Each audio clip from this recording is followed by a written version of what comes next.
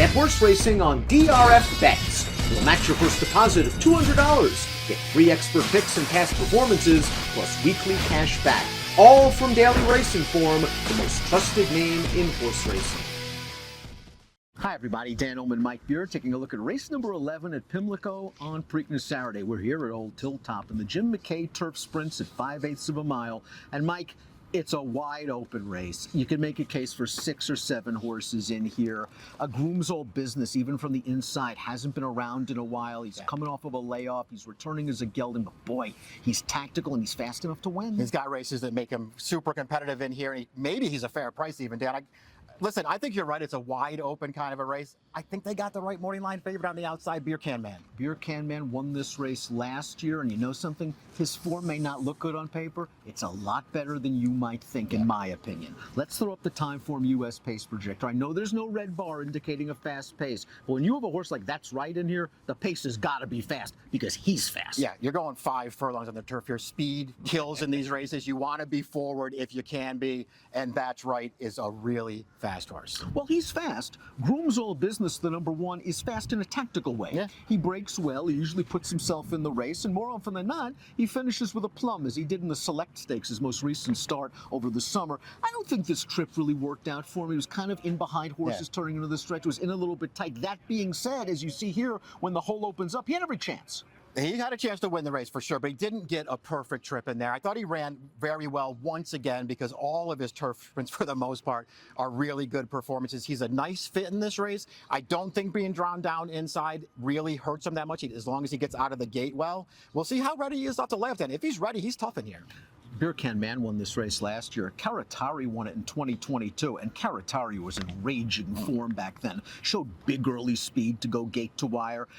The form just hasn't been there in his last few starts, Mike. They even dangled him for an $80,000 claiming option last time out at Churchill, and he showed his usual speed, but the staying power wasn't there. He's just lost a couple of steps. He was, at one time, he would have been super dangerous in a race like this. He's not that horse anymore as an 8-year-old, Dan, and you could see it. He did make the lead eventually last time, but he worked really hard. You could see it 3 starts back, though, when he had the outside post and that turf sprint at Gulfstream. They wanted the lead. He wasn't fast enough to get there. Surprise Boss is up next, and he's returning to his preferred turf surface here. 2 starts back in the Turf Monster at Parks. Wow. He caught a very yielding course, and it just didn't work out for him that day. The problem is I don't really love a lot of his other turf races. His form has just gone completely the wrong way. You know, he's going to be a really big price in here, and I wanted to find a way to stay positive on him because there are some races in his past that suggest he's way better than he looks on paper. His recent form's terrible. Midday Image is an honest horse for David Jacobson, and I think that even though he's stepping up in class, he has enough back class to win a race like this given the right trip, and I think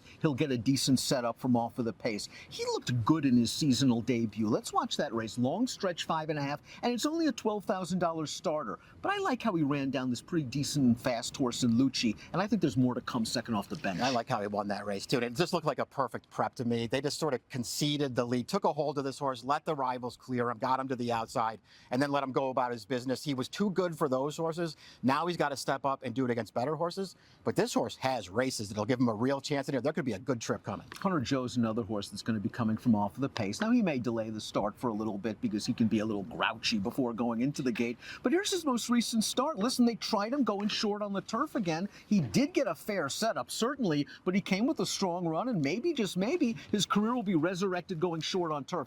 Tougher task from a class standpoint. Yeah, he's still got to run a better race to get the job done against these horses. He did win his most recent start, going 5.5. It was a fine performance. I think he's got to do better than that. 9-year-old Smooth B is 0 for 14 lifetime on turf, but he usually gives his all, as he did in his most recent turf try, the Turf Monster on Pennsylvania Derby Day. Now, this course, probably unusable. It was a really yielding turf course that day. They ran 1-2 all the way around the track, but Smooth B tried very, very hard. And there's a chance this turf course gets pretty soft. He's going to handle a little given the ground, and you're right. I mean, he's hard to have a lot of confidence in as a maiden on the turf running in a stakes race here, but he does have a race or two that will give him some kind of a chance. Where's Ray is a lightly raced 4-year-old, and he's put it all together in his last 2 starts, wiring them by open lengths. Those are bottom maiden claimers at Laurel that he beat 2 starts back. But then he shows up in this race on turf turf. Martino Rojas is aggressive with Where's Ray. Where's Ray has never threatened a 23-1. Good race. Yeah, I like that he brought his speed on the surface switch too, and actually made the lead. And then he runs a 90 Beyer speed figure, which suggests that maybe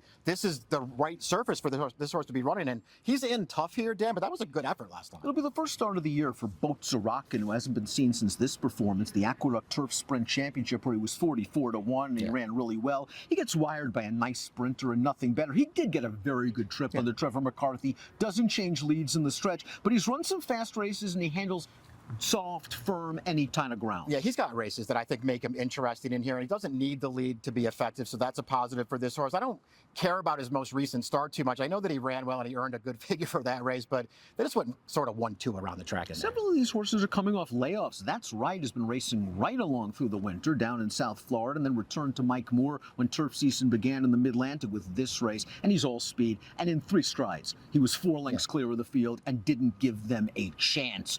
This is obviously a tougher group, but let me tell you something. He's handled graded stakes horses in the past, and if he clears to the lead, they may have a tough time catching. Yeah, that makes him dangerous in and of itself. I mean, I don't know if this is the right race to run him in, Dan, because it feels like maybe he's another one who's lost a step, but he was good last time. He's wicked fast early, and if he makes the lead, he's dangerous. Charging is up next, and he'll be making his 3rd start of the form cycle for the very promising Tom Morley barn. A horse that got beat by Whitty last time out, but Whitty came from off of a very, very fast pace to win that race. Charging got a decent enough trip and was up close to the pace.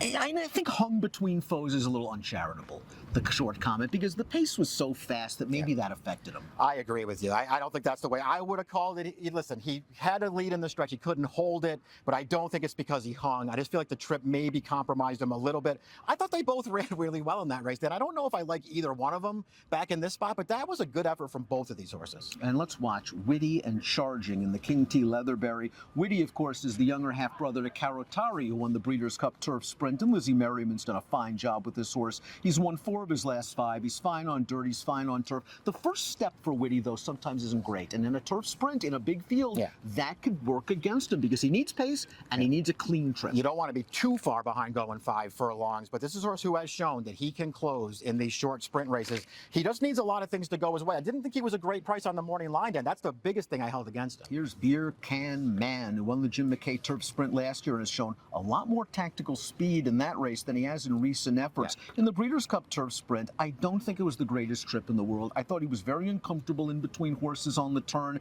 and then he finished up okay against some very good horses. The Shakertown last time out, he wasn't going to win, but it doesn't help when he's completely eliminated and impeded in mid-stretch. That just exaggerated the margin of defeat. He would have been much closer, and also, more importantly, the Shakertown was a prep. It was probably a prep. This is a way better spot for this horse. He's the clear horse to be in here. I'm glad you pointed out the trip that he pulled when he won this race last year too, Dan, because it shows that if you need to be forward, he'll get you there and he'll still finish. I think he's going to follow a horse like That's Right out of there. He'll be parked on the outside and he'll be given a fair chance to win. And if he brings his A game, he's going to be very, very tough. And I have a feeling that's where you're going. No, well, no. I think he's the horse. I think he's the horse to beat. I'm definitely using him in this race.